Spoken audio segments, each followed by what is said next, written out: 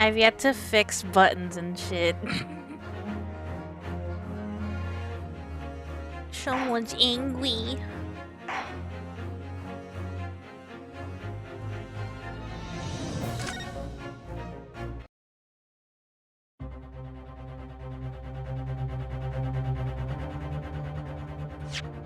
Oh yeah, let's see. If I can't determine who took this photograph, then the trial is going to come to an end. So we gotta fake it till we make it, right?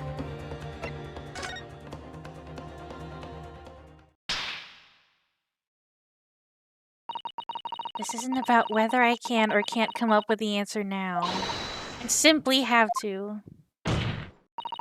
The identity of the person who took this dramatic photographic print is, I assure you, something the defense can and will reveal. What? No, you can't possibly. What has you so boldly claimed that you can't? Please, do enlighten us. I don't remember his voice. Unfortunately, I am unable to present a name. How utterly underwhelming. Did you... What? However, I am able to present evidence. The defense is a piece of evidence that reveals important details about the photographer's identity. Huh? What? Very well then, counsel. Present your proof to the court. Which piece of evidence do you claim reveals something about the identity of the mystery photographer?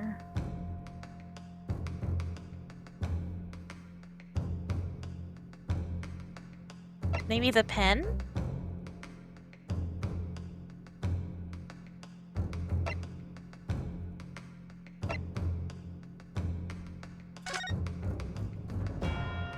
I noticed this.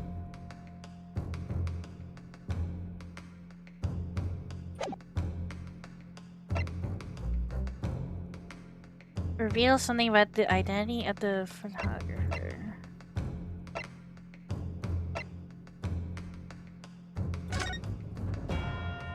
Wait a minute!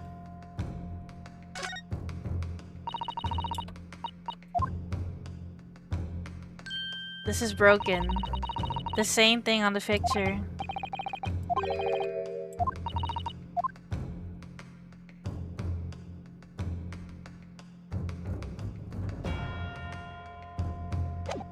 I think it's this one. Wait. Take that! What is that? The newspaper again. Raucous England returnees tell all. It is not the headline that's relevant here, Your Excellency. It's the photograph. Look at this! Photograph. Your grand... If you look at it closely, you'll notice that there are some white lines on the right-hand side. Ah, yes indeed. They had already caught my eye, as it happens. Ha! What of it? A shadow of some kind, presumably, from the branches of a tree or the like. There are no trees growing inside my laboratory at the university, I can assure you. Now, if you look closely at this photograph...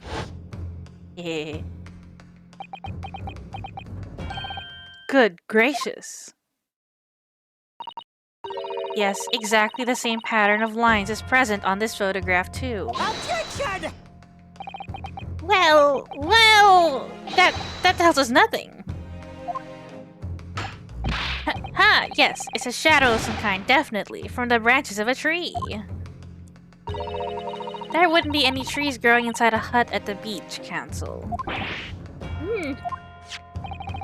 What's quite remarkable about it is that the two patterns are absolutely identical. How could such an extraordinary similarity have transpired? The curious matching pattern that appears on both photographic prints is a result of a camera defect. Good lord, I have 2 lives left.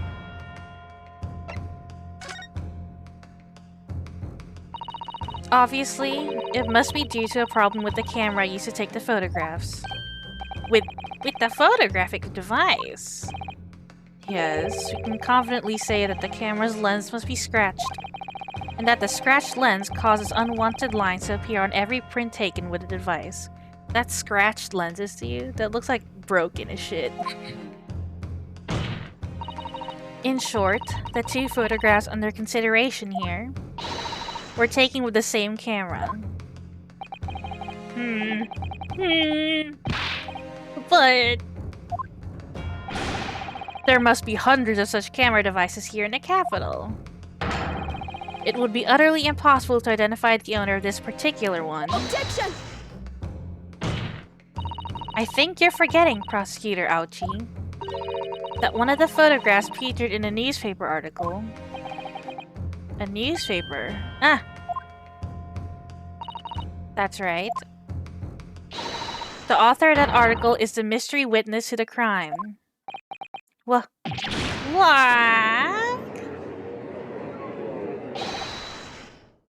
Many me moo moo me moo moo what? Oh.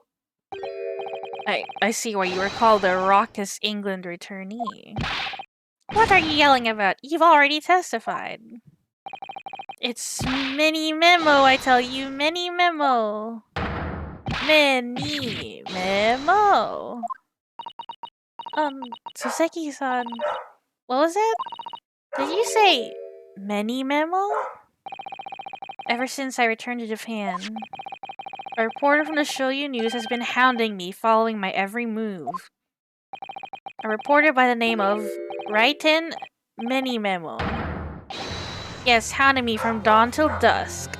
Raiten Mini Memo. Ah, now that he mentions it.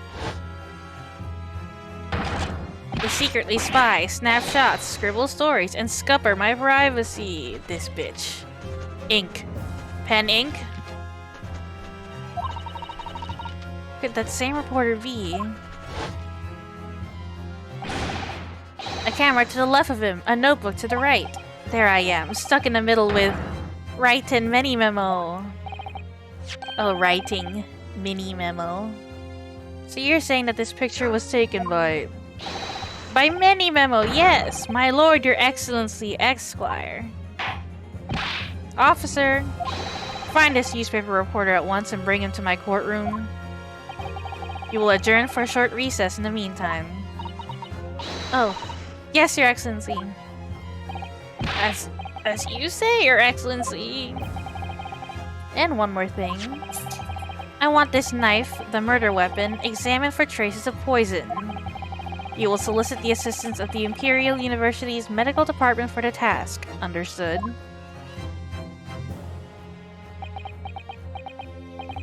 Mini Memo!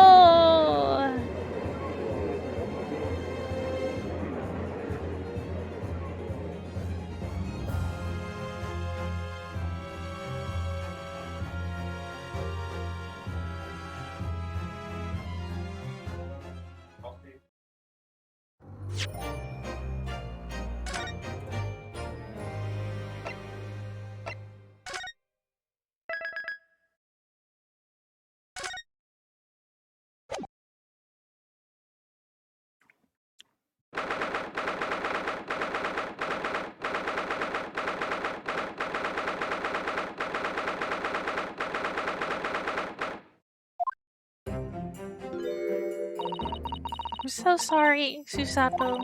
I should have told you about the toxin. Ray.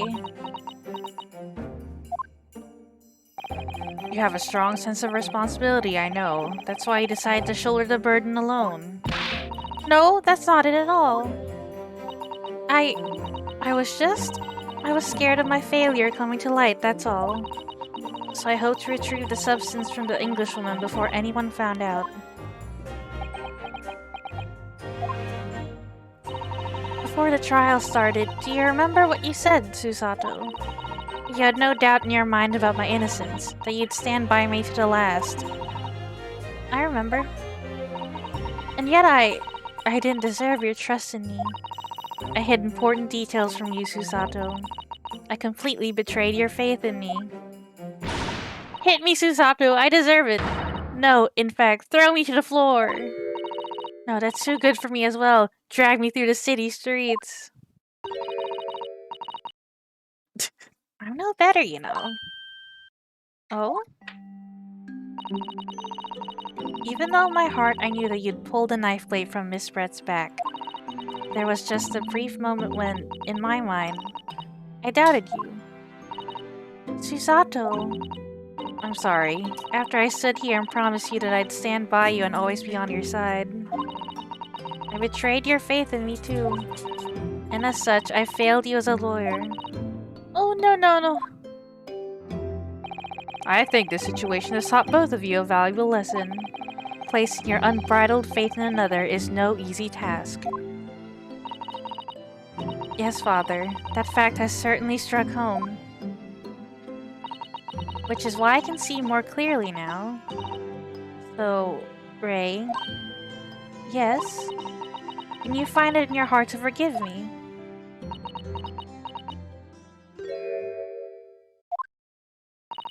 Oh, Susato... You know you'll always be a gallant, dashing lawyer in my eyes now.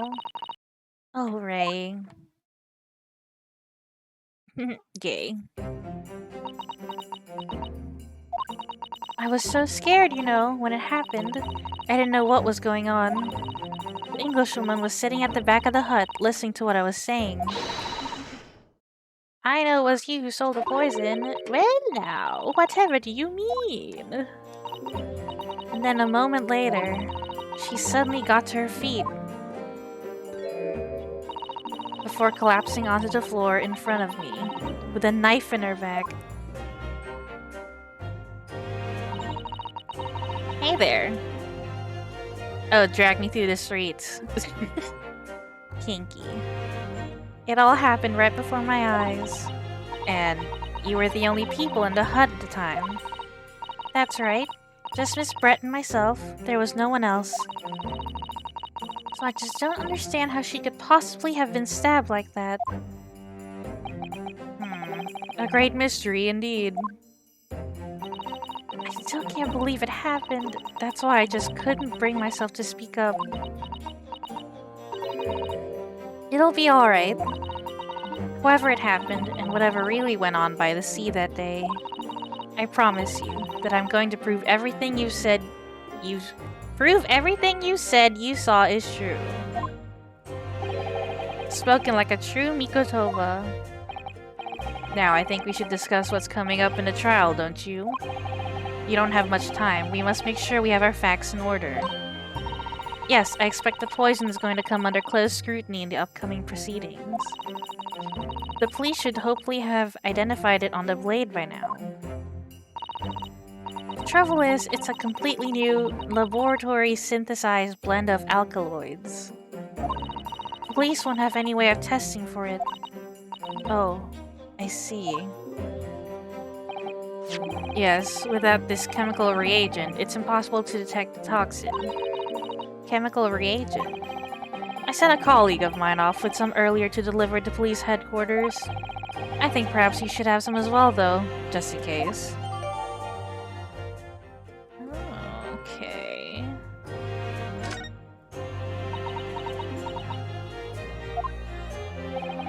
What's the matter, Susato? You're suddenly very quiet.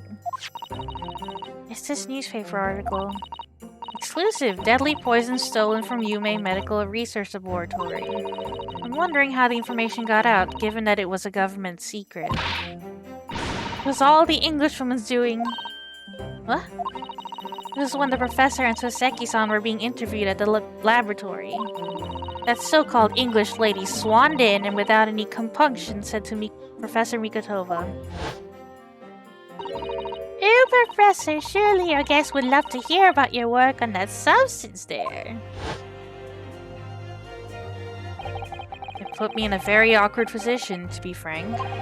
But Soseki-san's curiosity had been piqued, so I had little choice but to give him a cursory introduction. So then, Soseki-san knew about the poison. Yes, and it's highly likely that the reporter who was writing up the story about us would have caught a glimpse of the toxin too. This Many Momo-san. By the way, did that reporter join you all when you went to the beach? Oh, no, I don't remember the reporter being there. Indeed, he shouldn't have been. I very much doubt anyone would have wanted him there. Oh? A known criminal had been given permission by the authorities to bathe by the seaside. Soseki-san pointed out that inviting a reporter might be problematic, so the man was sent back to his office. Yet he obviously didn't go back. He secretly followed the party to the beach and took this very candid photograph. Hell yeah. So candid. And then presumably he posted it anonymously to the police. Ah. Yes, that must be what happened. Counsel, you just heard that the new witness is now ready to testify. Trial's about to resume. Please proceed to the courtroom at once. It's time to steel ourselves once again, then. Defense attorney, Ryutaro Naruhodo. Yes, that's me. Is this bailiff? No, not every bailiff is Herlock Sholmes. Ray has put her faith in me now and told me everything. So I can't let her down. I have to prove that what she's telling the court is true. I have to prove what really happened that day.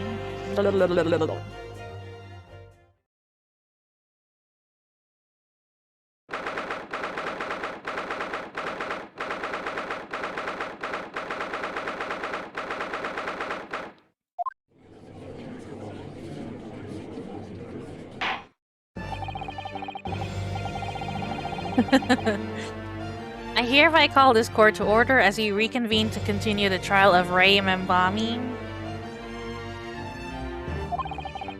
Prosecutor Aochi, have you summoned a new witness? Before I address that question, Your Excellency, I have some very important news to share. Oh. What news? And why does he look so happy about it? During the recess, with the collaboration of Professor Mikotova's laboratory at Yume University, the police re-examined the knife that was used to end Miss Giselle Brett's life. Excellent. I admire your rapid handling of the matter. Oh, too kind, Your Excellency. Too kind. I was merely carrying out your instructions, of course. Alright, kiss ass. Had the rage and delivered to police headquarters by rickshaw, so it will be there in good time.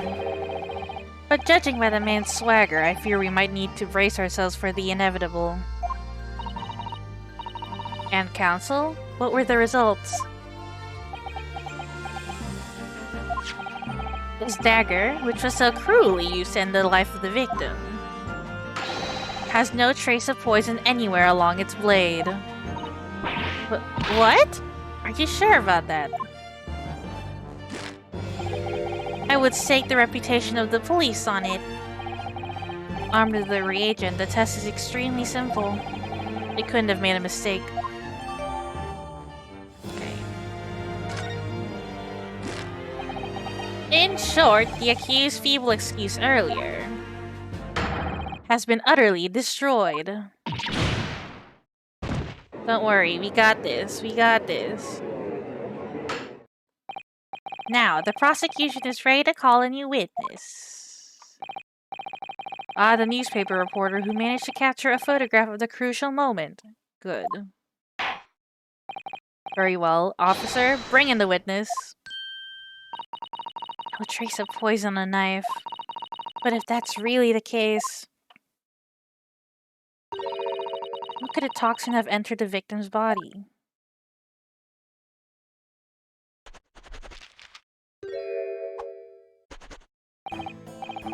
Witness, please state your name and occupation for the court.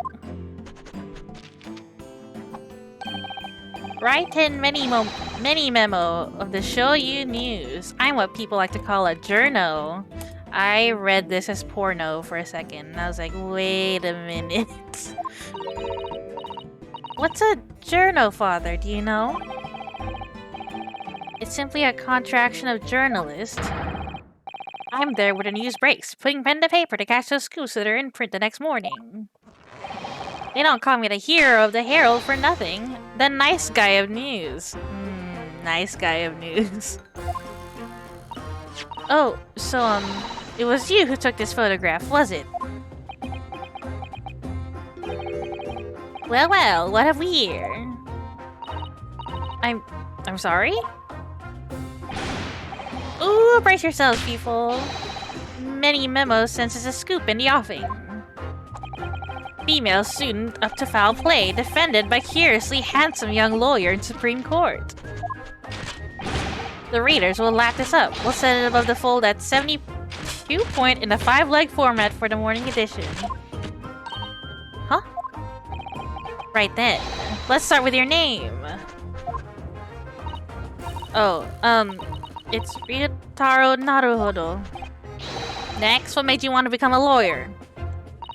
Well, I wanted to reform our country's legal system, I suppose. Ryutaro has suddenly become very ambitious, I see. Just borrowed Kazuma-sama's dream for a while. By the way, my name is Taketsuchi Aochi. That's Taketsuchi Aochi. The so-called Dark Horse of the Supreme Court.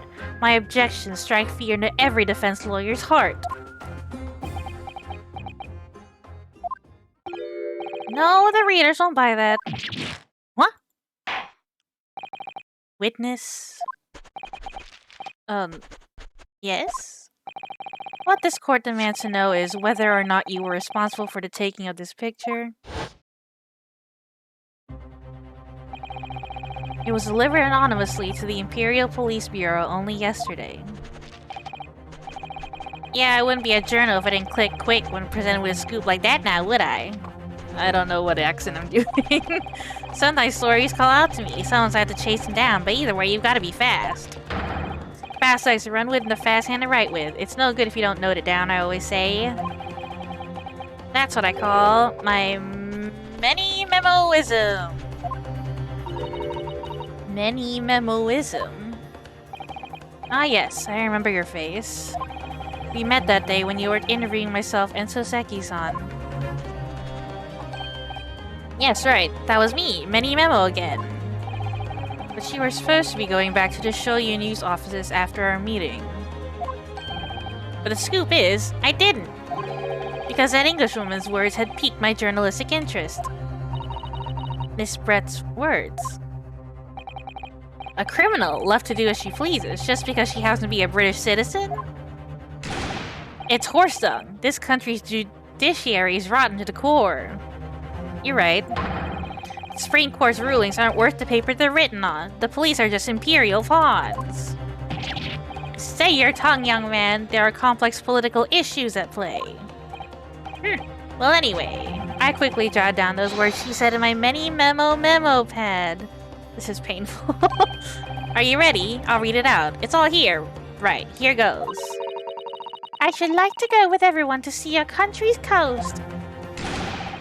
A serious criminal going on some junket. The people need to know about this. That's why I decided to sneak after them. To get the woman's story so I could hammer her in the press. Do you mean to say that you did indeed witness it firsthand? The grim scene portrayed in this photograph. Oh yes, I saw with my very own journal eyes. From start to finish. Through the viewfinder of my trusty camera. Thank you, Many Memo-san. You will now give a formal testimony before the court. You will state exactly what it is that you witnessed of the events surrounding Miss Brett's death.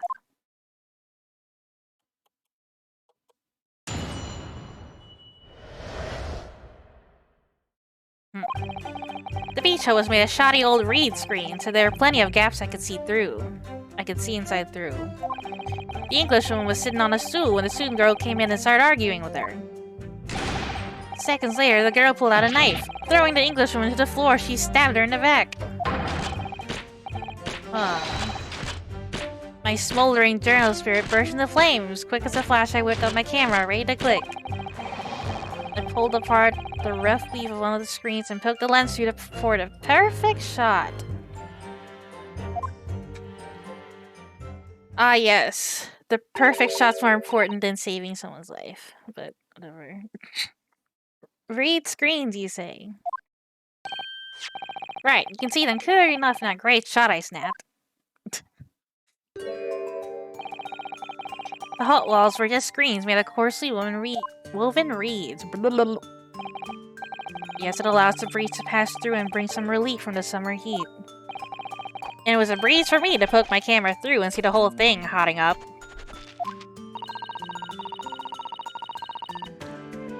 Ignoring for the time being the appalling invasion of privacy involved, did you witness everything that happened from the moment the defendant entered the hut? Oh yes, I saw it. I saw the whole thing from start to finish. You say that you took the photograph through a gap in one of the screens. Luckily for me, they were pretty shoddily woven. I pulled the reeds apart and thrust the lens of my camera through the gap. I don't like that. Would I get away with it, or would I be seen? It was the gamble of a lifetime.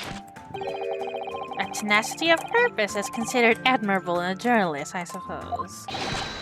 Run a risk one day, run a scoop the next. That's many memoism in a nutshell. At last, it would appear we have a genuine witness to this wicked crime. Wait, let me back in. My phone is going off. The evidence and testimony are extremely compelling. I believe we may be close to a verdict. No. Wonderful news, Your Excellency. Wonderful. Nevertheless, it cannot be denied that this testimony begs one very large question. What question? Exclusive news, a startling photograph, all the makings of an exceptional story for the reporter. Why then was the story never published? Oh, that's right.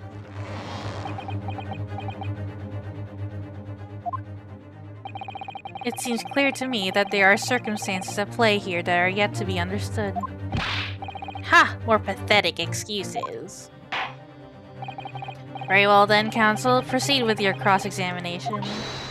Yes, Your Excellency. There's more to this reporter than meets the eye. He's keeping something about this case very close to his chest. And it's not his suspenders.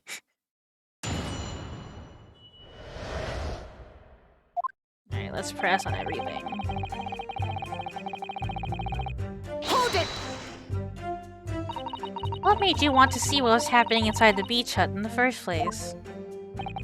Call it journo instinct. Can you think of a better reason? Oh, I don't know. Perhaps because as well as being a proven criminal, the person inside was a young woman. Ah, I see where you're going with this. Brace yourselves, people. He's painting the journal as a voyeur! It's hardly slander, sir. He had a camera and you were taking pictures without the woman's knowledge. Nope, you got it all wrong, little student boy. Sorry. I'm gay! To my mind, all that was inside that hut was a scoop. Nothing more, nothing less. Scoops know no gender, man or woman, it's all news. That's not even many memoism, it's basic journalism. If only the courtroom was as indiscriminate. So true. Right, so if all that's buttoned up, can we move on?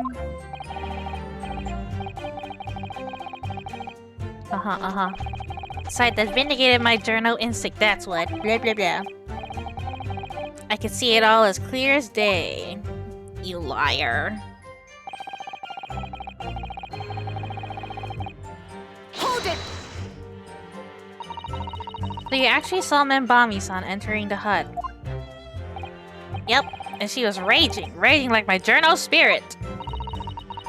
And the argument you mentioned, what was that about exactly? You stole it. I didn't steal it. That kind of thing. My phone is still going off. Hold on. Hide alerts. There we go. Talking about the poison, I suppose. The student girl walked right up to the Englishwoman and really started laying into her. I mean, if she laid into her anymore, there would have been eggs. No. The man should have been an author. His descriptive talents are wasted on journalism. But the student's rantings fell on deaf ears, like a Japanese person listening to English for the first time. He really ought to work on his similes first, though, to be honest. Anyway, the point is, that woman in the dock was mightily angry. And her temper finally got the better of her, it seems. Dear me. Which was the climactic moment that I caught on film.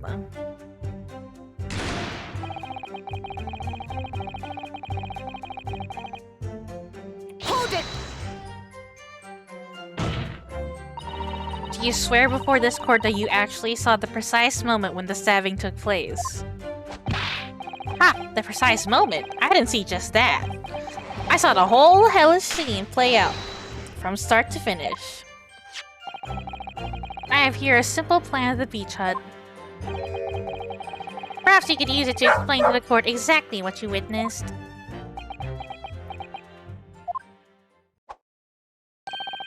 Right you are. It's all here in my memo pad. When I first peered into the hut, I'm sure that the Englishwoman was on this stool at the back of the hut here. Yes, the accused's own testimony confirmed that. She just sat at the back of the hut, smiling sweetly, is what I have noted down. It's my turn to testify now. Try not to interrupt. Ugh. Then, the next moment, as I was watching, the evil student girl entered the hut. After a while, the pair of them ended up in the middle of the hut, arguing furiously. The Englishwoman went for the student, but the girl dodged out of the way. What? And in a flash, plunged the knife into her adversary's back as the two passed each other. What you describe is a grim crime indeed. Never sugarcoat the truth. That's what many memoism says. Okay. By the way, Many Memo-san, whilst you were watching the terrible scene unfold before your eyes through the gap in the screen, did it not occur to you to try to prevent the tragedy rather than capture it on film? Journos have to be observers. Fuck you. You can't get involved. That's our raison d'etre. Raison d'etre. So you didn't converse with Miss Brett at all? Obviously not. An observer always remains on the outside looking in. And that's something to be proud of, is it? Your Excellency, if I may. Yes, Professor? I think the witness's last expertly phrased statement should perhaps be added to his formal testimony. Father, what are you... I will grant the defense's request. Many Memo-san, you will supplement your formal testimony with the aforementioned statement? Well, nihilism is the foundation of many Memoism, but I'll gladly prove that my words aren't meaningless. Never once set foot in the hut or spoke with it. Okay, gotcha.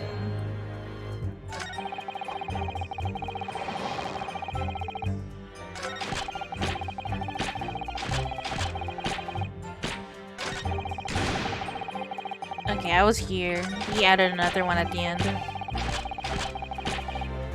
Hold it! The court is fully aware of your desire to capture the incident on film, I'm sure. But why then did you choose to post a photograph anonymously to the police?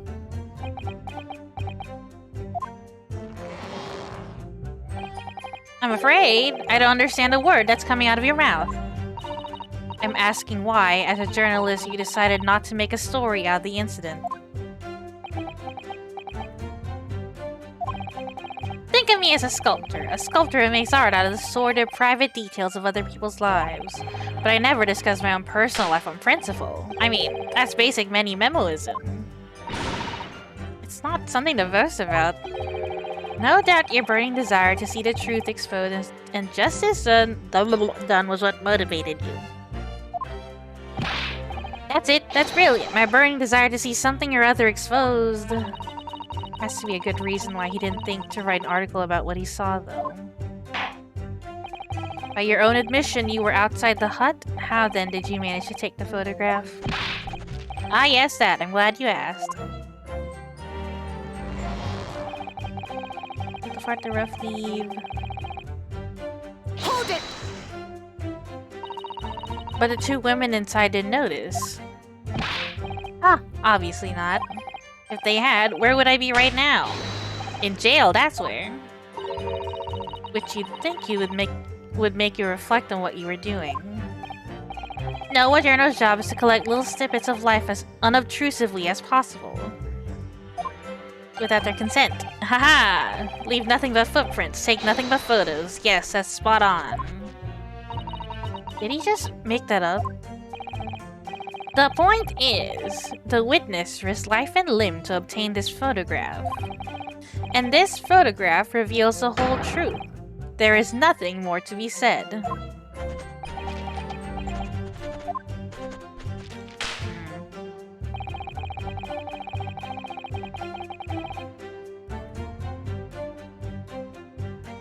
Hold it! Really, you didn't set foot inside the hut at all? Are you quite sure about that?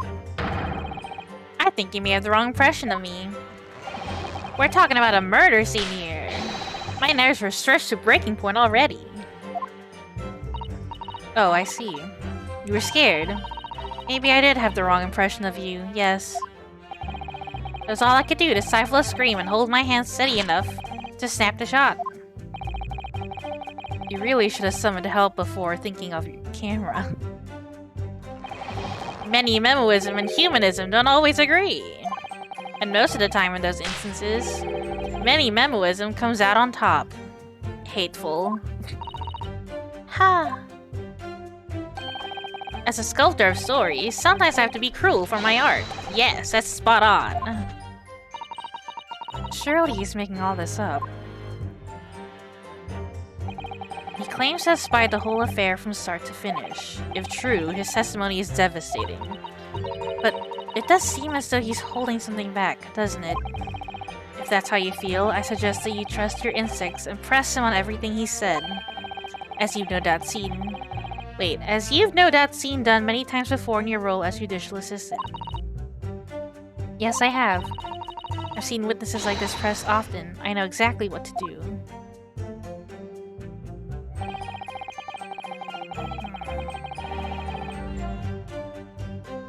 Did I press on all of them?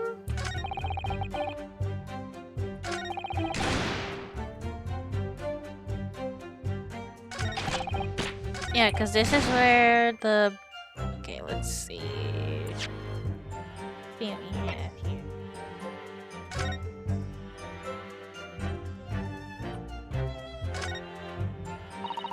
The label appears to be written in a foreign language that I don't know. It's German, so your knowledge of English is going to be a little help here, I'm afraid. Couldn't you just have written medicine on it in Japanese and we'd all be able to read it? German is an international language of medicine, my dear. But yes, I can certainly see the merit in labeling the bottle in Japanese. Though I'm not sure medicine would be entirely appropriate. It's not medicine, I was about to say.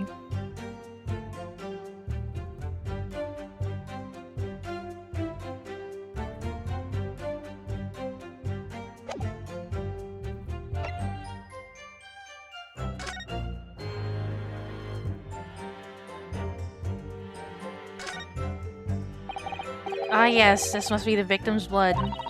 Oh dear, blood is never a pretty sight, is it? I'm having to fight the urge to run it under a hot tap and get it clean. You've always been fastidious about cleanliness, haven't you? I think this is something else, Father.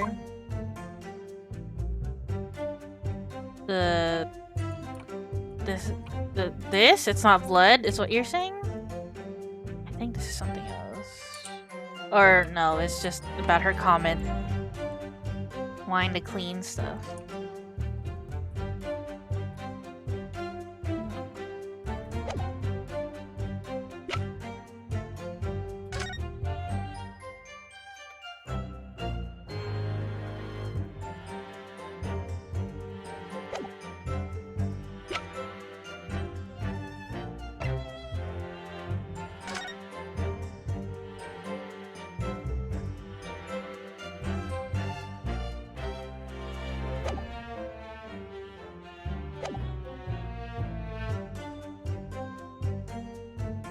Throwing the Englishwoman to the floor, she stabbed her in the back.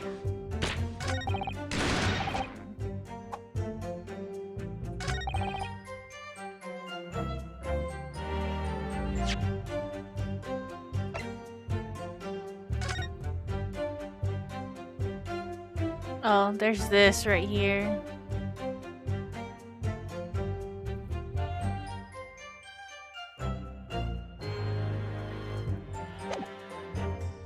Maybe I can press him on this? Hold on. I want to save.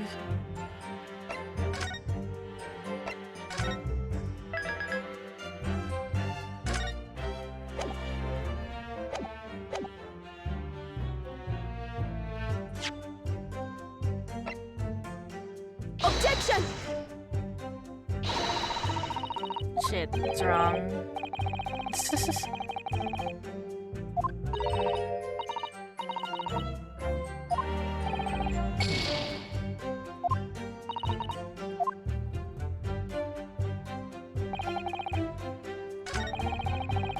Sitting on a stool when the student girl came in and started arguing with her. Which was right here, right? The stool here?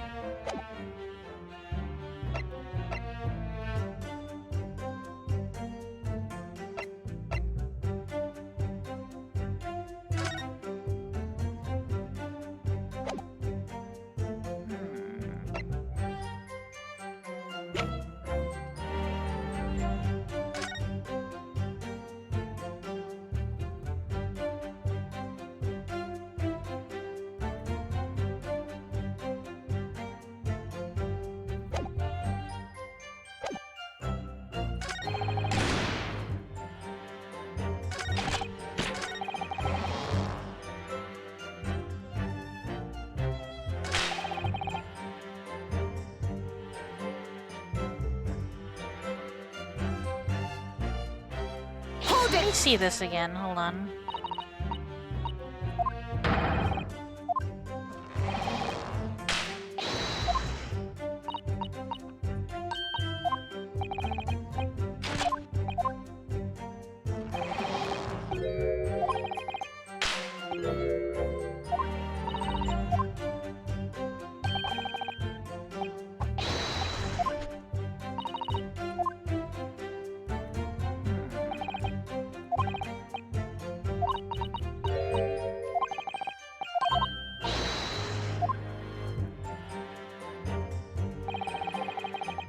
Do I just press him on everything? Again? Hold it!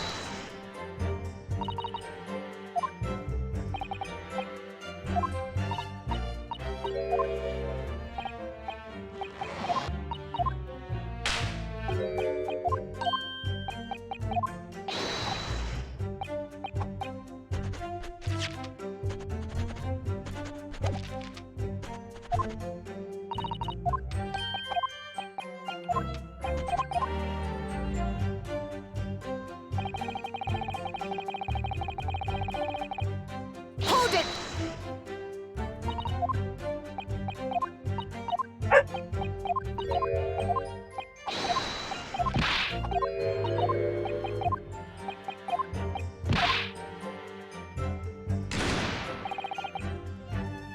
Hold it!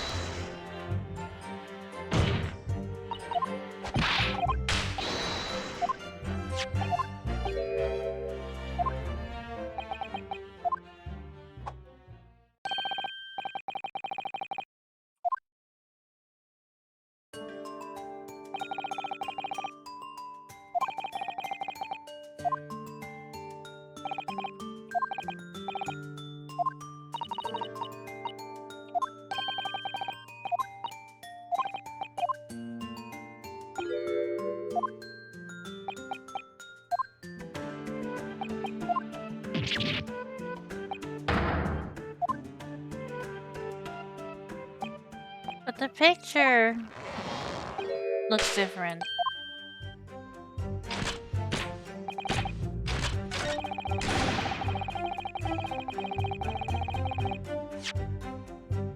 Maybe I present that.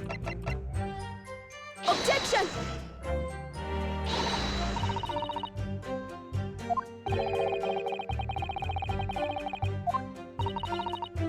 God damn it.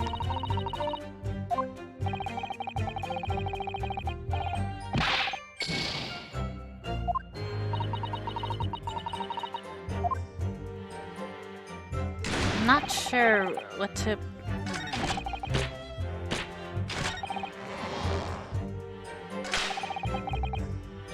Never once set foot in the hut nor spoke with the Englishwoman.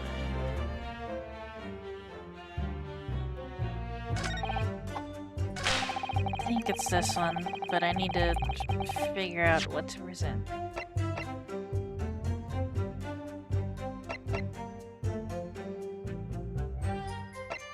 Wouldn't you have spoken to her with this? Wait, hold on.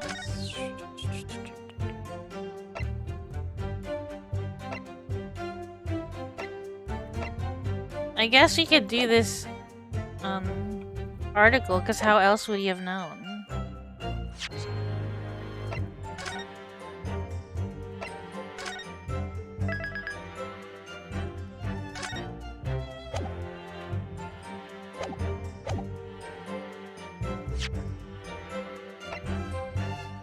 Objection!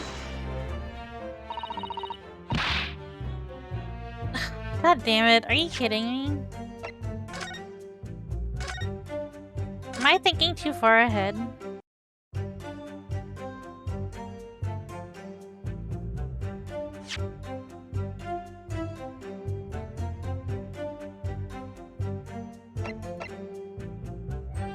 Objection!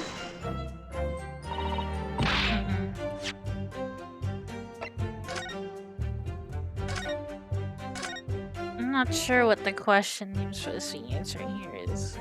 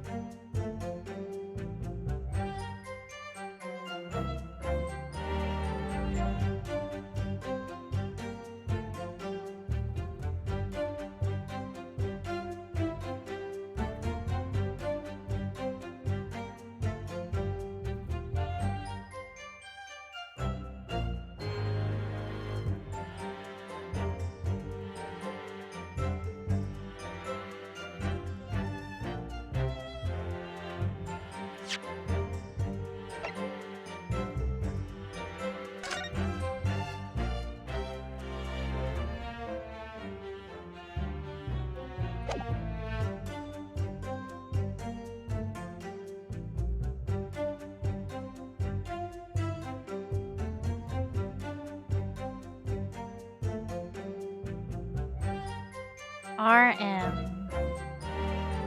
Objection! Many Memo-san, until now I've had a firm belief that newspapers are in the business of uncovering and publishing the truth. You're spot on there. The press doesn't lie, which is why I'm proud to wear the emblem of the Shoyu News on my arm. In a way, that's more many memoism. Sadly, though, it seems the journalists who write for those papers don't always share the same passion for the truth.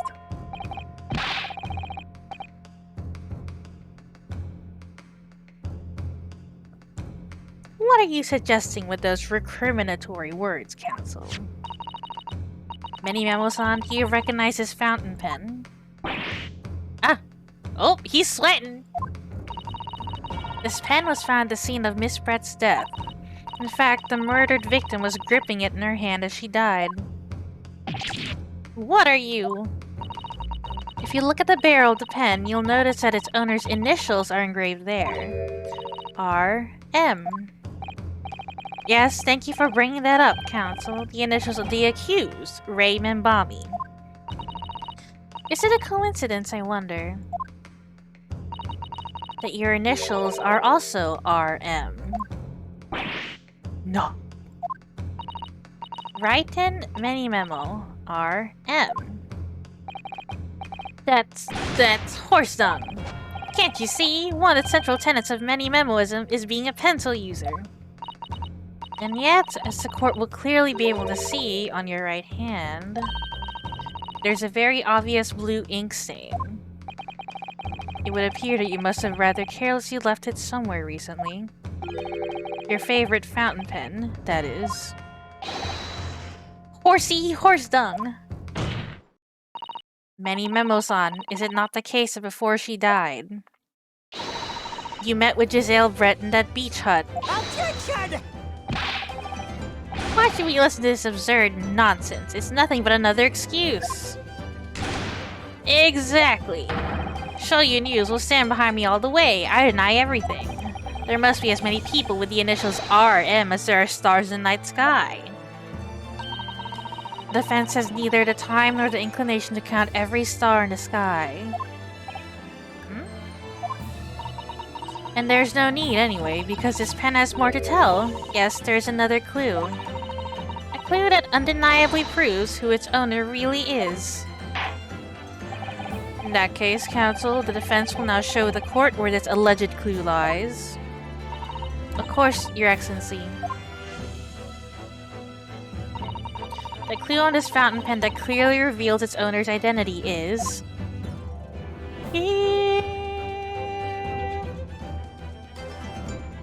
Got it! As well as the initials, there's also an emblem on this fountain pen.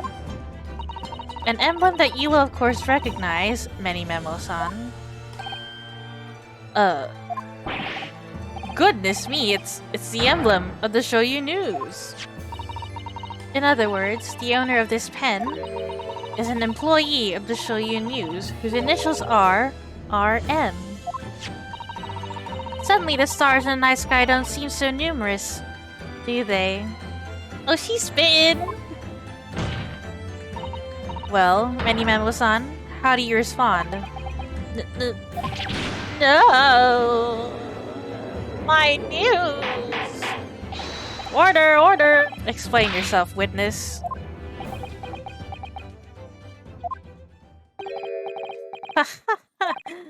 So, this is how the mighty Supreme Court works, is it? Using coercive tactics to have well-meaning citizens reveal harmless secrets.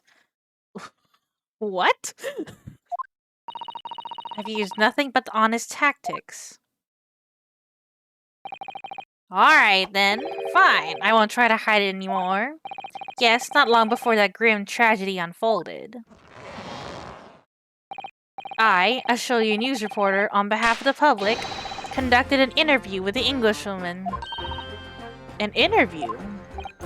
You never mentioned this before. When exactly was this? As I said, it was before that evil little student girl showed her face in the hut. It couldn't have lasted more than 2 or 3 minutes, that's all. It was just a brief exchange. But it came to nothing, and as we many memoists say, the people don't pay their dues for unworthy news. However insignificant you deem it to be, this court cannot overlook the meeting between yourself and the victim. You will testify now under oath about the precise nature of this meeting and what transpired. Got it. Yes, alright, but... on one condition. Condition? In all good conscience, I couldn't speak out alone about this. You need to call back the earlier witness, Soseki Natsume-san. Oh?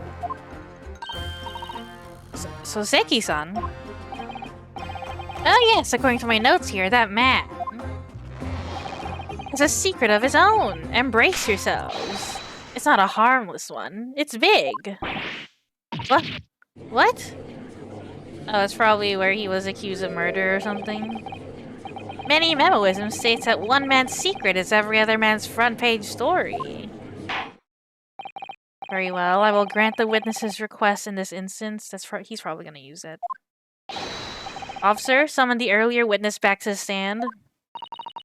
Soseki-san, hiding something?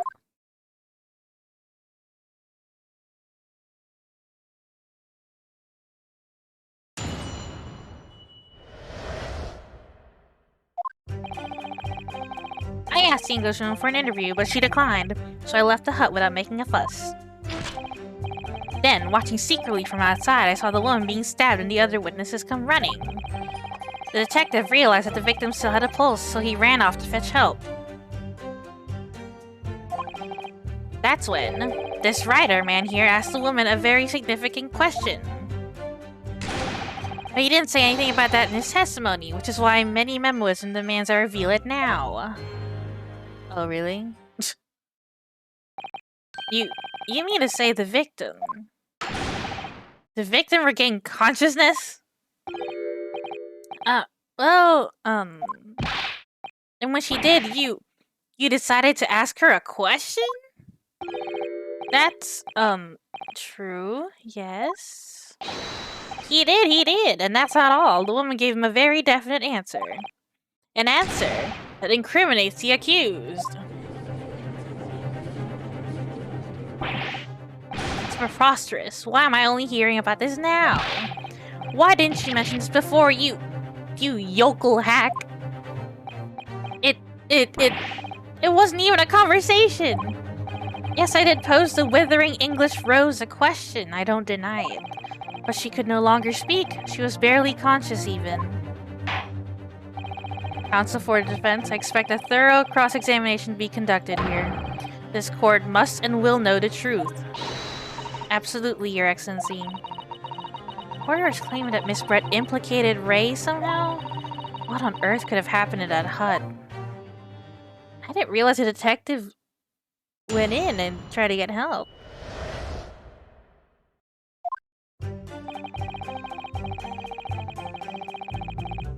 Hold it!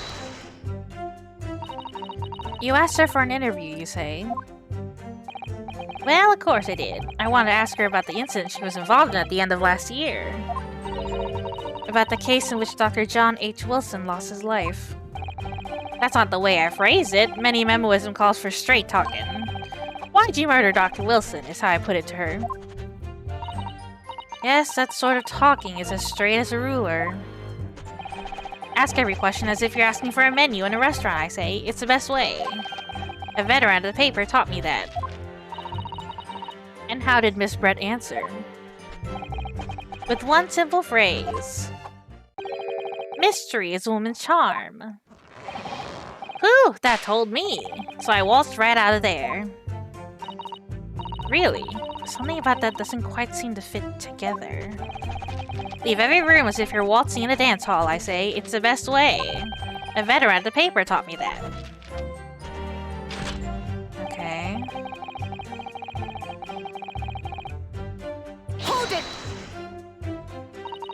That was very persistent of you, considering that Miss Brett had just turned you away. Persistence wins the prize. Any many memoists will tell you that.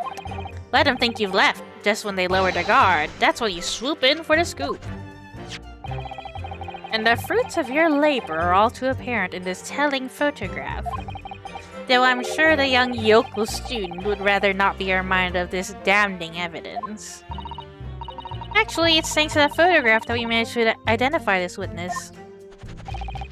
And now that you found me, I'll tell you whatever you want to know. I've got nothing to hide. I'm sure. Please, do go ahead, witness. The court is eager to hear what you have to say. Try to stop me. There's a story to tell here, and I'm gonna tell it.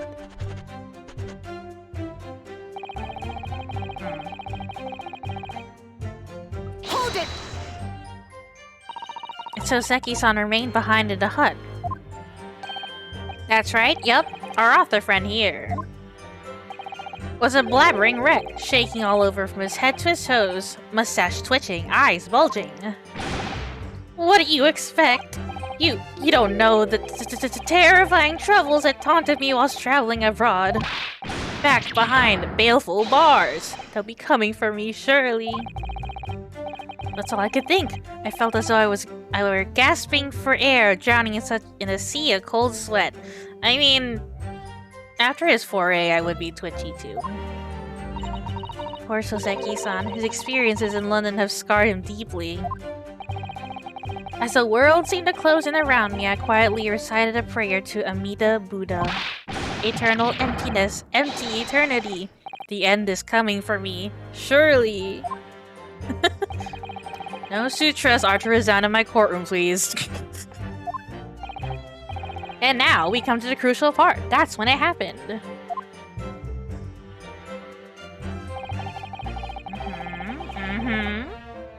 Hold it! What question? What exactly did he say? Well, now, you should hear that from the horse's mouth, I think. Don't you, Mr. Rider Man? Out with it, you yokel hack! What did you say to her? What did you say to the dying Englishwoman? Well, in truth, I'd been catching crabs at the water's edge and building castles in the sand, you see. Yeah? Well, the seaside is a place to be at leisure, I suppose, even for a grown man. But then all of a sudden, from that little beach hut, a young girl's panic-stricken cries for help pierced the air. Ray. I ran up the beach to see what was happening, to find a defendant leaning over the collapsed victim. As soon as Inspector Hosonaga saw Miss Brett on the ground, he sprinted off to get help. And then, just a moment later, I heard a faint moan. A moan from the dead Englishwoman. I nearly jumped out of my skin! But what did you ask her, Soseki-san? I asked her, who did this to you? Don't protract this any longer. How did the woman respond?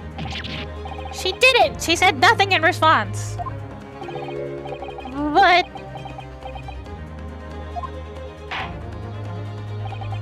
When in the stand, you will answer the questions asked of you unambiguously. Now, without evasion or reticence, I demand that you amend your testimony. I will! I asked her who did this to you, but she never replied. Okay. What's this? Okay, so let's press him on this. Hold it!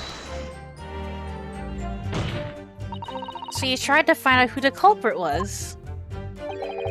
He who asks a question is a fool for a minute. He who does not remains a fool forever. And having been labeled a criminal twice during my time in Great Britain, I was quick to make up my mind. Better to be a fool for a minute than remain a fool in prison forever. However, you've indicated that the victim failed to respond. Is that correct? I know why. I know why the Englishwoman said nothing. She was ignoring me because of my stoop and mustache, because I'm Japanese. She could have been dead. That's also a thing. Oh dear, Soseki-san has really developed a dislike for the English, it seems. Girl saint. Having read the report in his time in Great Britain, I can't say I'm surprised at his xenophobia. You call that xenophobia? But the Englishwoman didn't ignore you at all. Did she, Mr. Rider Man? Well, yes, alright. She would be paralyzed, yes, if it's the same poison from the last case. She did respond in a manner of speaking, I suppose. She just lifted a trembling finger and pointed in the direction of the defendant. What? Hold it! Miss Brett pointed a finger at the defendant? Soseki-san, is that really true? It's not easy to stand here and say this, but when we first entered the beach hut, the Englishwoman was sprawled on the floor before us, with the student girl standing on the far side of her. And when I asked, who did this to you? The Englishwoman summoned her last ounce of strength to point out a trembling finger at the back of the hut. Which was, it can't be denied, in the direction of the student girl who stands accused today. No, she was pointing behind her!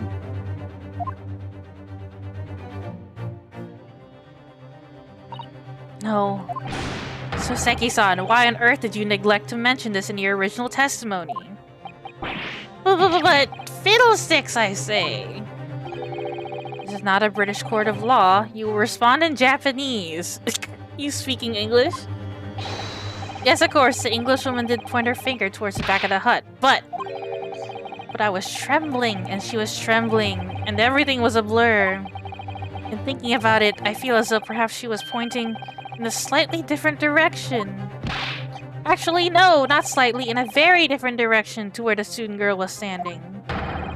To somewhere at the back of the hut, where nobody was standing at all. You mean that your memory of events and the direction in which the victim was pointing are both unclear? Yes, that's it, unclear. I'm very, very unclear. Objection! Your Excellency, surely this proves the matter beyond all reasonable doubt. Yes, the woman may barely have been conscious, and yes, perhaps her finger wavered slightly. But there can be no doubt that this was an attempt by the victim to confirm the identity of her assailant. Why? Because as the court can see, there was no one other than the accused in the direction the victim was pointing. It is now abundantly clear that no one besides the accused could possibly have committed this crime. I am inclined to agree. In the absence of any credible argument to the contrary, I believe we can now conclude this trial. No.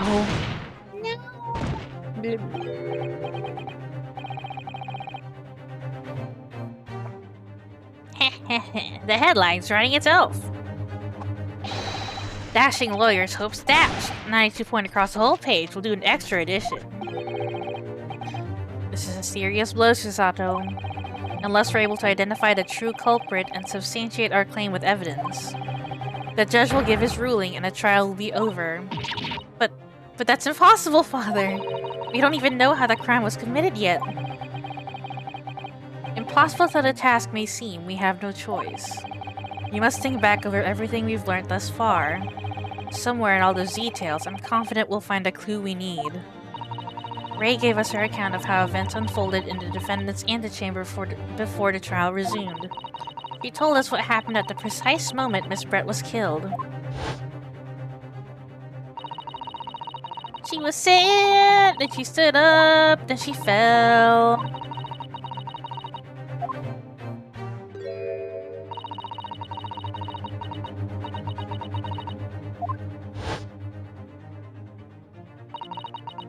How could Miss Brett have been stabbed in the back in the beach hut that was empty but for herself and Ray? Somewhere amid all the information we've gathered so far, there must be an answer to that question. I take it then that the defense has nothing further to add? So the gallant yokel student's luck finally runs out. I can't say I'm surprised. In that case, I'm ready to deliver my final verdict on this matter. It is a crucial turning point now. If I can't establish what really happened, it's over. Where was the real culprit hiding? And how did he or she stab the victim? I know how! Objection!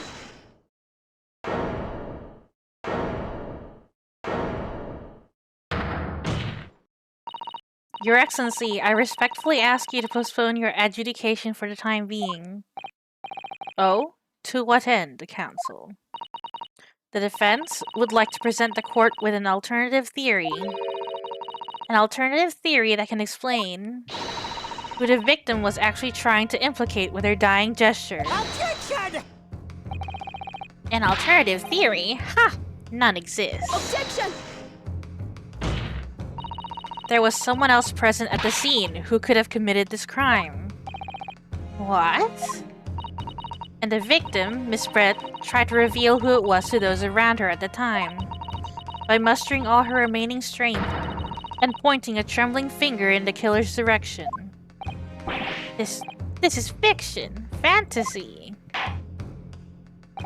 Very well, as you seem so sure of yourself, Counsel, I'm prepared to hear your alternative theory.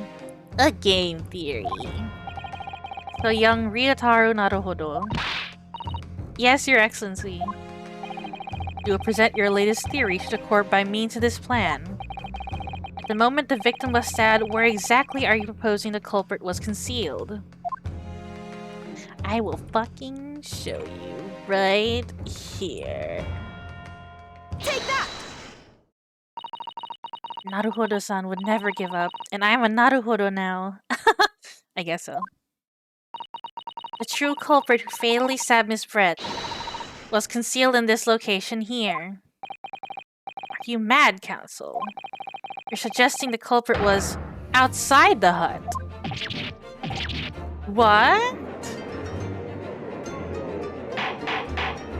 Order, order, order. But sued lawyer Naruhodo-san Esquire. That's what he called Naruhodo also. That makes no sense at all. You just pointed out the exact spot where I was hiding to get my scoop snap. But I didn't see any suspicious individuals loitering about. I can swear to that. Obviously, if the culprit had been outside the hut, there is no way that he or she could have stabbed the victim who was inside the hut. Actually, Prosecutor Ouchi, there is a way. And, in point of fact, the defense can provide evidence strongly suggesting that is precisely the way Miss Brett was killed. You're bluffing! You're bluffing, you yokel! The defense's assertion is clearly too fantastical for the court to comprehend. You'll need to give us more guidance, Counsel. What piece of evidence corroborates your theory that the victim was stabbed from outside the hut? This picture! Let me double check. Yeah, right here. Take that! The original photographic print of the crime scene. I guess I could use the other photo too. Yes, clearly visible in this print. The trace of the fatal thrust was delivered from outside the beach hut. Objection! Do you take us for fools? There's no hint of any such thing. I'm not sure that everyone present would agree. Someone, at least, appears to have noticed what it is that I'm referring to. Counsel, once again, I must call on you to be explicit for the court. Where on this photograph is a trace of the stabbing which you claim took place from outside the hut? Take that! Look closely just here. In the screen at the back of the hut, you can see the effects of a blade having been forced through the reeds.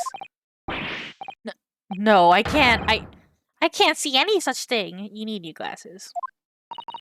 It's true that the hut in question had 4 walls as you'd expect. However, by parting the reeds, a knife blade could easily penetrate them. This is extraordinary. Yes. The true culprit actually stabbed the victim from outside the beach hut. And of everyone present at the scene, there is only one person who could have done that. Only one person who was directly outside the hut when Miss Brett was killed. Right in Many Memo-san, it could only have been you. Now? Now? Objection! This preposterous idea leaves me almost speechless. Just look at the photograph again. The victim lies almost exactly in the center of the beach hut, does she not? Are we to assume as part of this farcical scenario that the assailant was a knife thrower? Objection! No, of course not. We're not. If you recall the testimony of the defendant about the events just before the victim's death, she was sitting prettily and just smiled at me. A stool. Have another look at the photograph. The slit in the reed screen would align perfectly with the back of a person who was sitting on that stool. My word. So in fact, the victim was killed while sitting on that stool by a stab wound to her back delivered through the reed screen. Having been attacked, Miss Brett rose to her feet instinctively. But then, unable to speak, she collapsed on the floor in the middle of the hut. Before the defendant, Membami-san's appalled eyes. And that, Your Excellency, is the truth of what happened on the beach that day.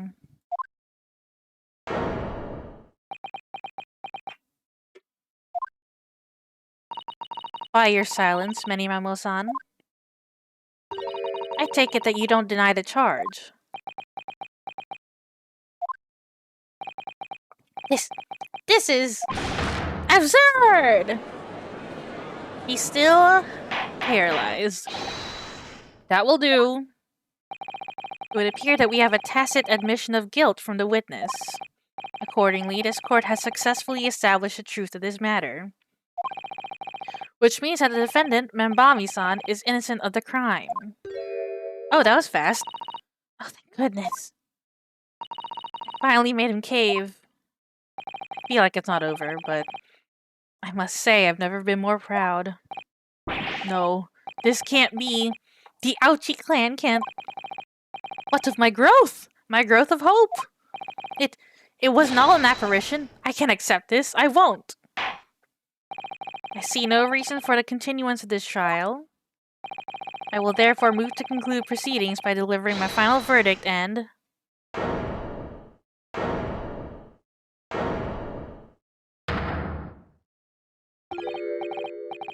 Well, this is all very convenient. This is how the highest court in our mighty empire delivers justice, is it? Suppressing well-meaning citizens' freedom to speak and branding them as criminals. You could have spoken, sir. You did not. But we've established that the victim was stabbed from outside the hut through the reed screen walls. And no one but you was in place at the time to have his hand on the hilt of the blade. It's a perfectly logical deduction. So, your argument hinges on the location of whoever stabbed the Englishwoman, does it? Well, it seems a little irrelevant now. Irrelevant? Where she was stabbed, how she was stabbed. It doesn't matter. I mean, whether she was stabbed at all makes no difference if you think about it. After all, this trial's already shown the whole thing hinges on something else. Is this your...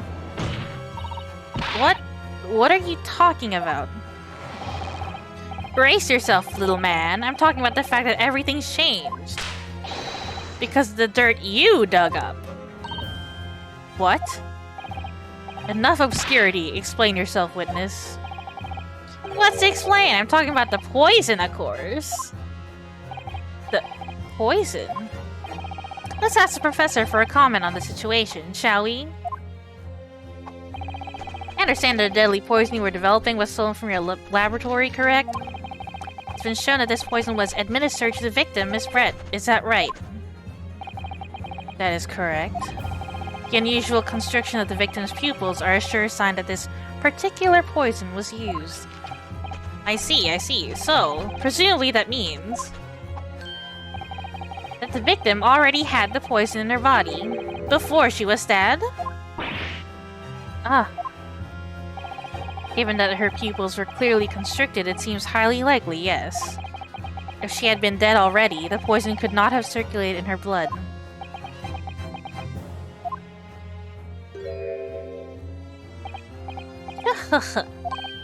Ah, how refreshing to hear the argument of a metropolitan mind. Precisely, it matters not a jot who stabbed whom and who's back and with whose blade. Fuck you. Because, quite simply, the Englishwoman's life was taken not by the knife, but by the poison. Okay, now everyone's onto the poison. Objection! But that can be explained by the poison being on the blade, as I already... Objection! Ha, forgotten already, have we, yokel? During these very proceedings, the laboratory of the professor at your side assisted in proving that the blade of the weapon used to attack the victim had no trace of poison on it whatsoever. Ugh. So let me get this down. The facts, as skillfully established by the defense in this trial, turn out to be a headline-making red herring. Is that about right? Well... Girl, it's okay, we got this. We got this.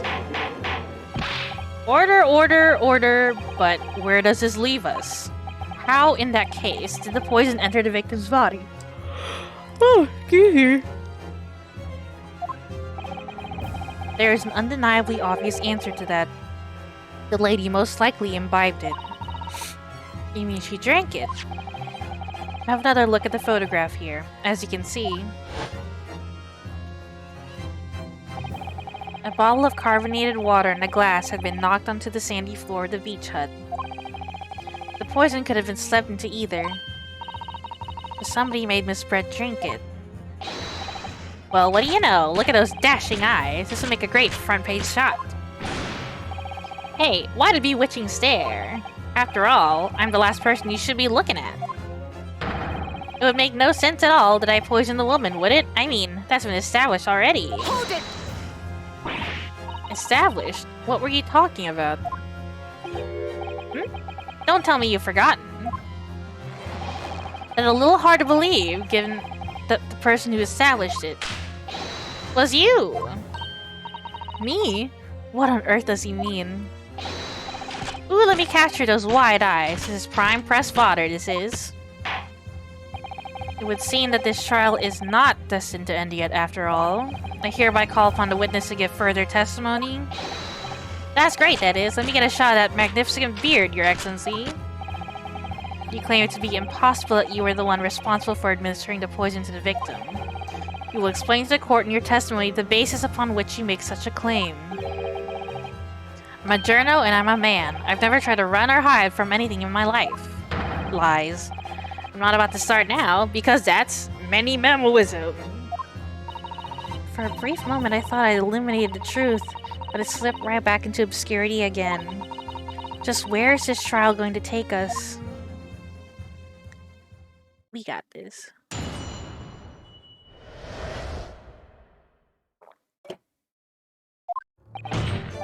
Oh yes, I stabbed the Englishwoman, and it's that very fact that proves I'm innocent. Because why would I have bothered to stab the woman if I'd already poisoned her?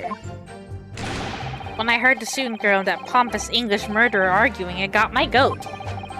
If the courts weren't to punish Brett for what she did, someone else would have to see justice done. So it's you. Interesting.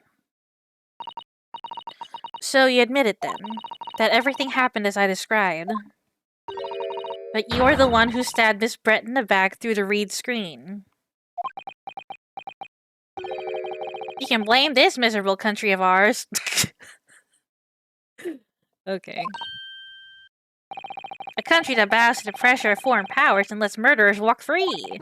What kind of future can a country like that have?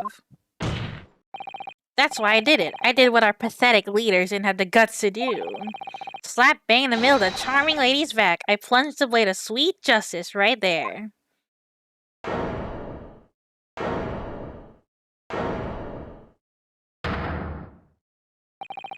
As someone who spends his life seeing that the truth is told, I feel really, really awful about giving false information in my testimony before.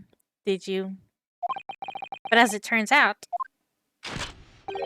there was somebody else who had it in for the victim and got to her before me. That's right, you guessed it. That pretty little student girl. Now there's a woman after my own heart. You're implicating Ray again. She's the one who gave the poison to the Englishwoman and ended her pitiful existence. And suddenly, snap, this journal here is off the hook. The argument is sound, certainly. The witness had administered the poison himself, he need only have waited for it to take effect. Subsequently, stabbing the victim in the back would have been entirely nonsensical. And therefore, this reporter had nothing to do with the poisoning. Yes, it's all quite logical. That's right, it is. Logical and true. I'm glad you've all seen the light. Justice at last. This is unbelievable. And after I'd made so much progress in proving his guilt, is he going to get away with it now?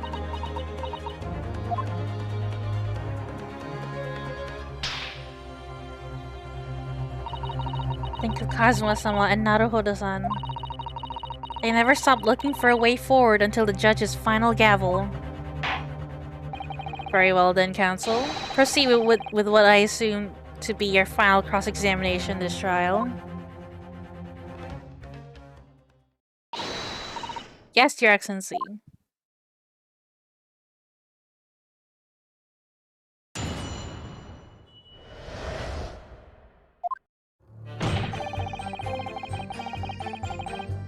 Hold it! So, you do admit that you had murderous intentions towards Miss Brett, then? Ha! The woman's very existence offended my sense of justice. Your sense of... He's claiming some sort of righteous indignation. He was pure evil, a cold-blooded killer who committed murder right here on our Empire soil. But did our good-for-nothing government do anything? Not a chance, so I had to step in. By the fly the flag of justice, put things right for the people. Guess it was my civic duty. That's what drove me to do it. So in summary, murderous intentions then. Whatever you want to call it, the point is this. That Englishwoman was a blight, so I had to do what was right for society. That goes against your many memoism, but whatever. Yet a real wrong was done by the student girl in the dock, a crime for which she must pay. Obviously, because the poisoning was nothing to do with me at all.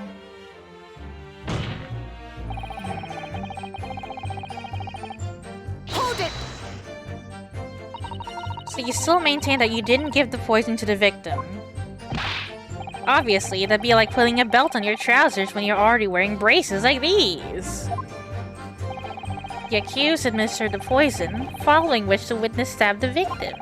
An unforgivable act, certainly, but not one of murder. That crime rests on the accused's shoulders. That is how the law works, you see, yokel. Who knows, you may even learn something here today. 2 consecutive attempts on her life in the space of minutes. Quite a day for the victim. Do something that evil and you've got it coming. That's how the law works. The law of reckoning. That's not the kind of law this court upholds. You'll reiterate why you were compelled to stab the victim then, witness.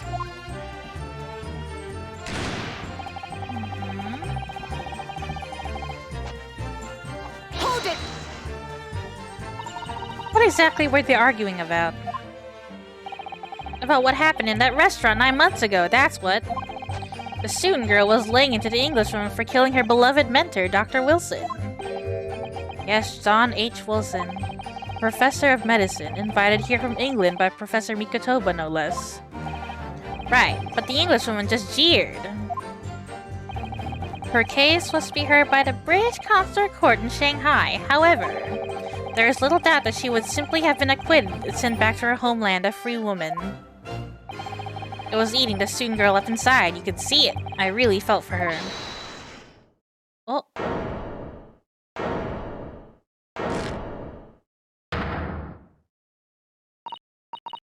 I can't. I can't stand here and listen to this tripe. Ray? Young girl, you stand accused here. You can't just blurt out whenever you feel like it. No, you can't. Sorry, but I'm in the middle of some very important testimony here. Just keep quiet and listen. But this awful man is making all this up. Susato, please, you have to make them listen. Return to the dock at once, Rembami-san. We are in the middle of a cross-examination. Hold it! Your Excellency, please, I implore you. That journalist is clearly not a trustworthy witness. Exactly, he's a filthy, rotten, black-hearted, bigoted, dirty, great peeping Tom.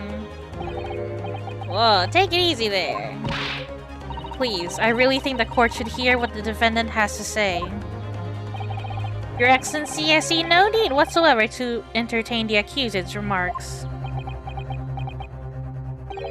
I will grant the request of the defense. But, Your Excellency! This is likely to be the final cross-examination of these proceedings. As such, I believe it would be ill-advised to stifle the defendant's obvious concerns. So, whilst recognizing that this contravenes regular protocol, I hereby call upon the defendant to speak. Oh. Thank you so much, Your Excellency.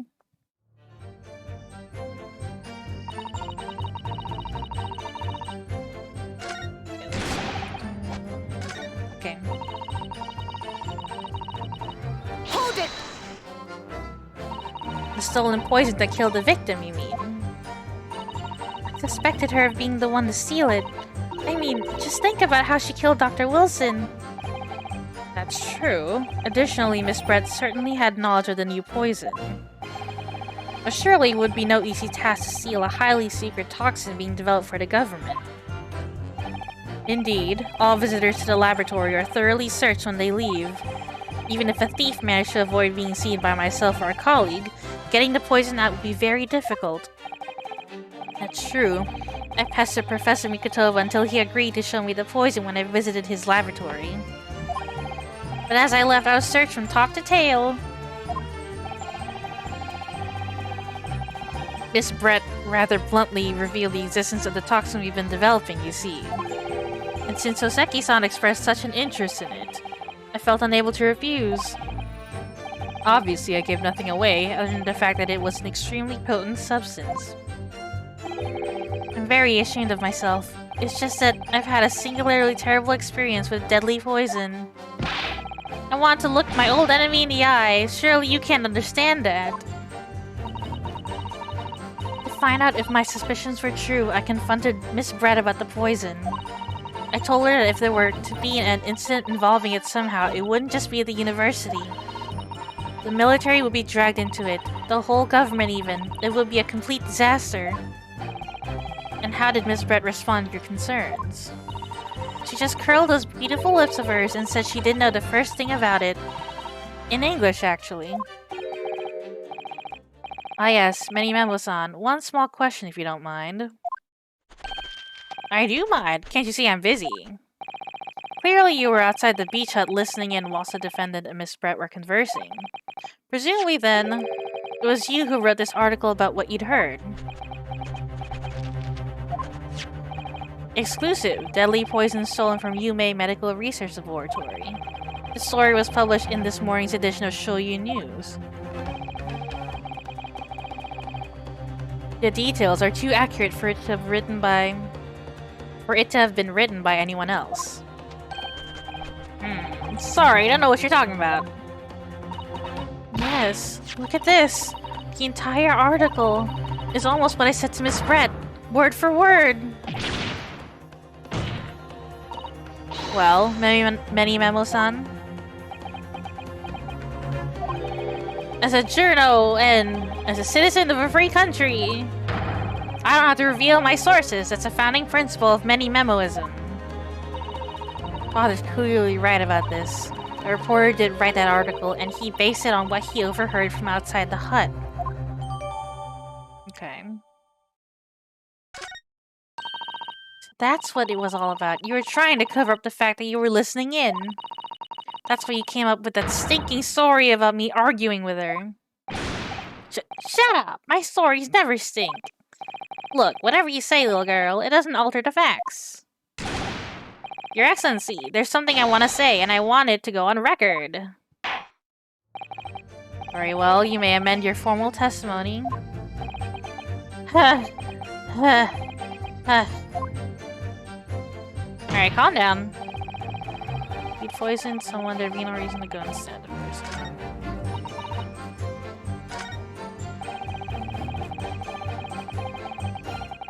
Hold it!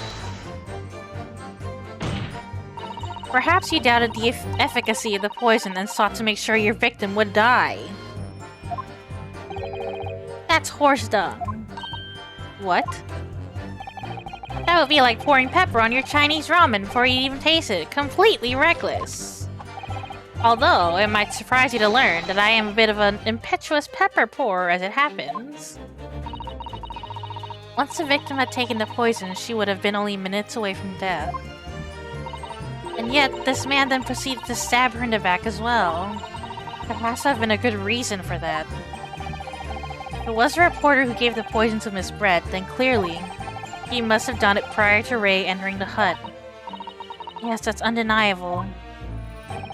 Between him leaving the hut and the victim being stabbed, there was one very crucial change in the situation. Sorry? What changed? The reporter overheard the conversation between Ray and the Englishwoman. Ah, yes, that's it. That's when Many Memlosan first found out the exact nature of the poison he'd used. That could be the key here. The victim had willingly taken the poison already, the reporter would have had no reason to stab her. On the face of it, that logic sounds entirely reasonable, but there's no question that this man was responsible for Miss Brett's murder. I think of a plausible explanation as to why he might have stabbed her even after the poisoning. I feel sure that everything would drop into place. That's what we should be looking for. Yes, I agree, and in order to do it, I must try to glean more information. Okay, let's look at what we have.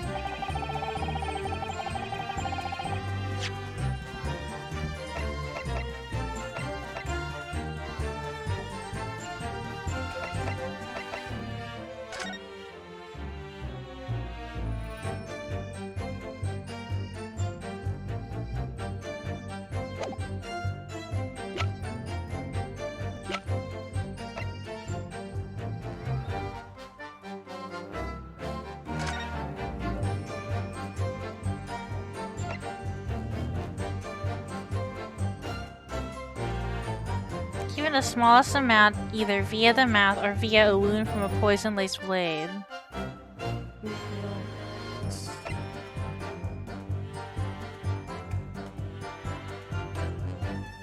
Impaired breathing and ending with acute contraction of the pupils.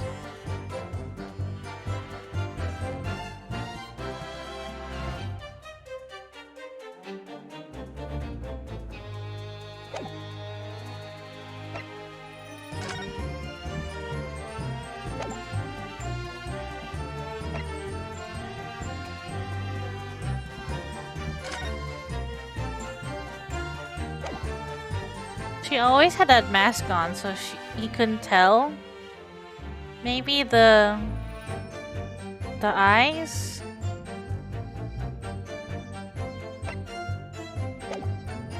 So let's see.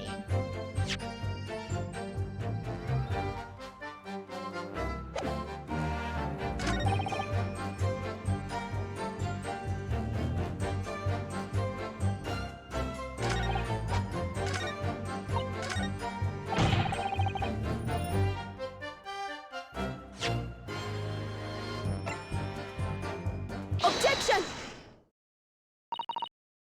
Well, I can think of one reason. What? But before I explain, I'd like to confirm something for the court. Did you glean all the information for this newspaper article from what you overheard outside the hut? Of course he did. There can be no question of that. After all, when we were all in the laboratory together, all we were told was that it was a terrible toxin. And there is one more important fact to consider. According to the witness, Membami-san's verbal attack against the victim began as soon as she entered the hut. In other words, it would have been impossible for her to have slipped the poison into Miss Brett's drink. Objection! Where are you going with this, counsel? Many Memo-san has made it quite clear that he observed every single thing that happened in the beach hut. If the defendant had somehow found an opportunity, this man would have seen it. Which means that Miss Brett couldn't have imbibed the poison whilst the defendant was present. In fact, it must have been administered to her before Membami-san entered the hut. Yes, very articulately put.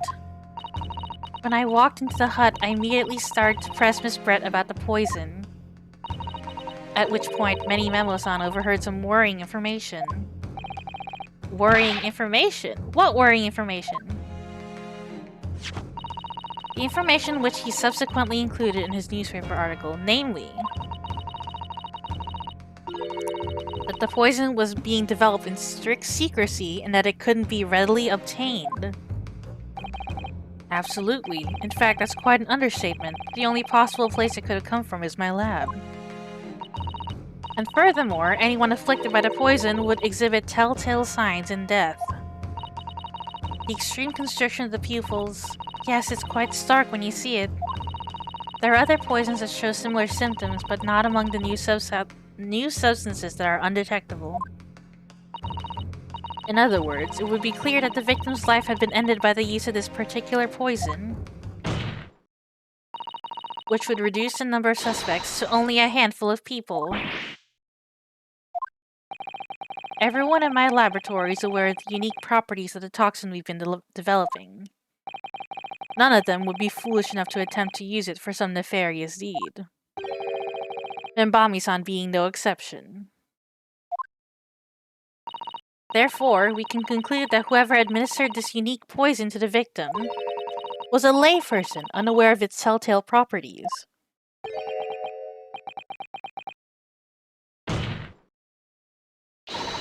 In other words, someone like you. Right in Many Memo.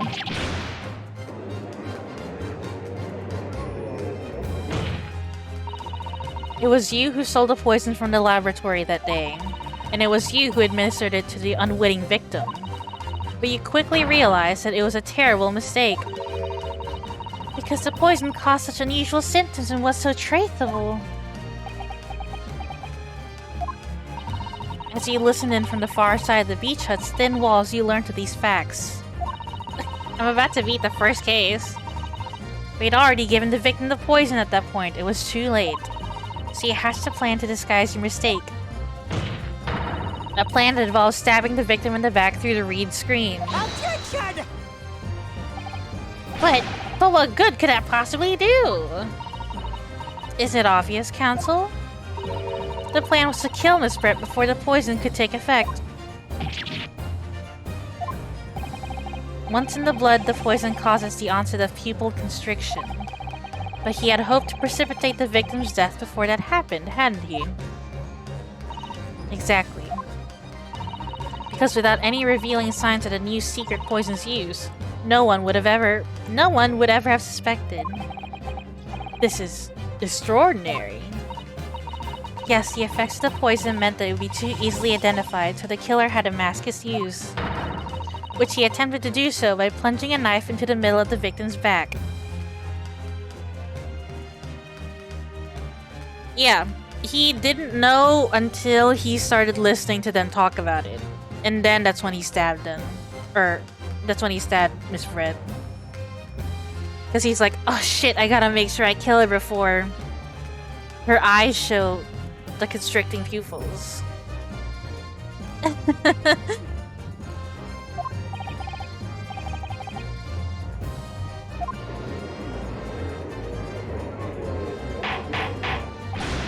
Order, order, order! The argument presented is sound. The court is satisfied that it warrants consideration.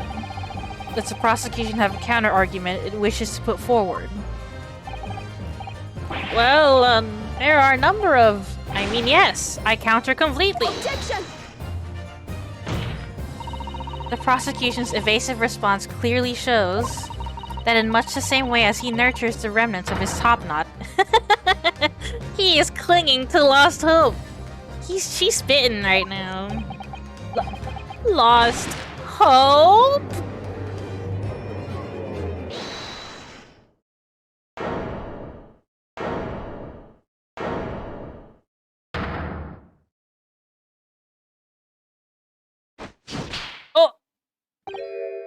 Oh, you pathetic, useless, fallen samurai! Fallen? Who are you calling fallen? My burgeoning growth... I don't need a counter-argument. What? What are you talking about? It should be blatantly obvious. I stole the poison, you say. Gave it to the victim, you say. Stabbed her, you say. Lots of fine theories. But I don't need a counter-argument because you don't have an argument yourself. Where's your evidence? Yes, you make it all sound so plausible, don't you? But without evidence, it means nothing. Whereas I base my news on facts. Facts? What do you mean? Explain yourself. I mean what the professor said earlier in this trial. It's all here, in my many memos. Every word, every slip of the tongue, all noted. That's what the Shoyu News is famous for. It's the power of the printed word.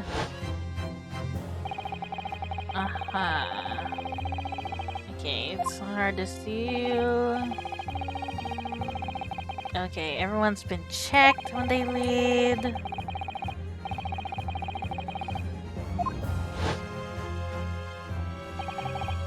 How's that then? Blown the story wide open? CEI, write-in many memo, a mere reporter from the Shoyu News. Couldn't possibly have stolen that poison from the professor's laboratory. I know how you did it, but we'll let this play on. But there can't be any question of it. He must have stolen the poison that day. He stole it and used it to kill. If that's the case, as you've identified, the poison itself is a definitive evidence we need. Because whoever stole it from the laboratory that day is a true culprit here. What's your point, you annoyingly handsome country bumpkin? My point is this. There is one way that you, Menimemo-san, could have stolen the poison that day. I have heard enough verbal conjecture now, thank you. What the course must be shown is evidence. What proof do you have this witness stole the poison of the day in question? This one, right?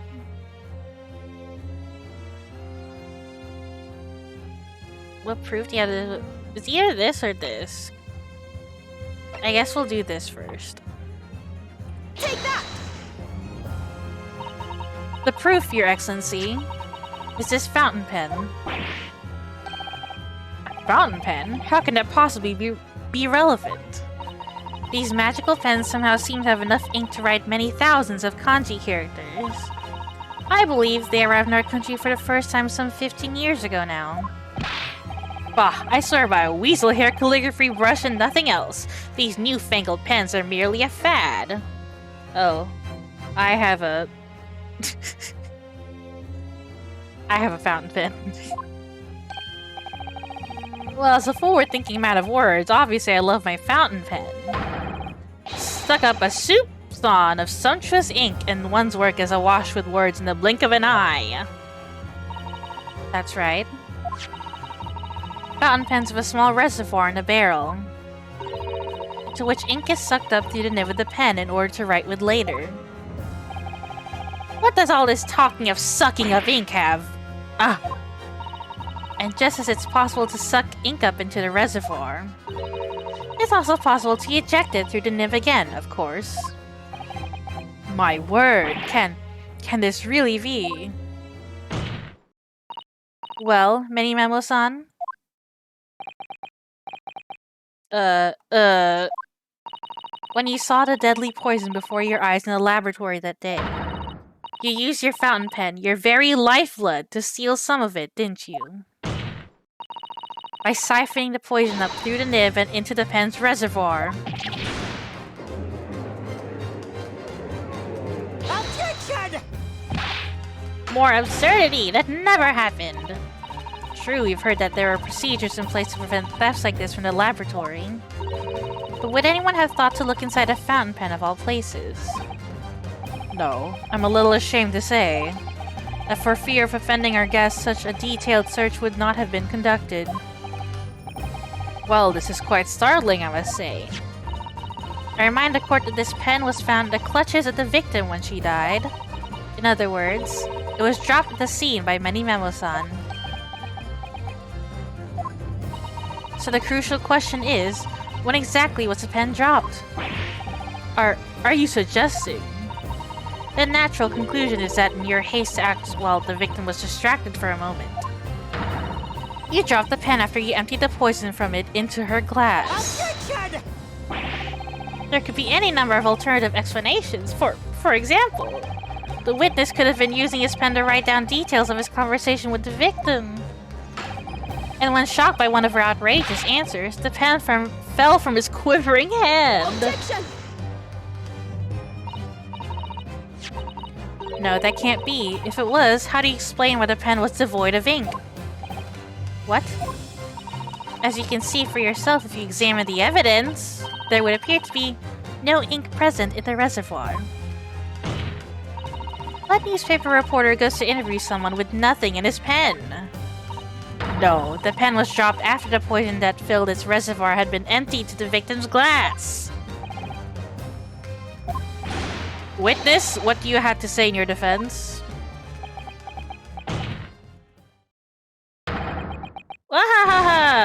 So this is how our modern justice system works, huh?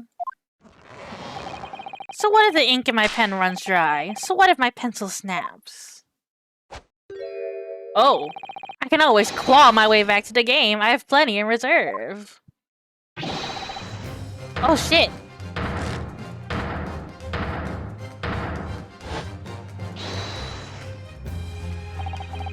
You claim I sucked the poison up into my pen? That's wild speculation, nothing more.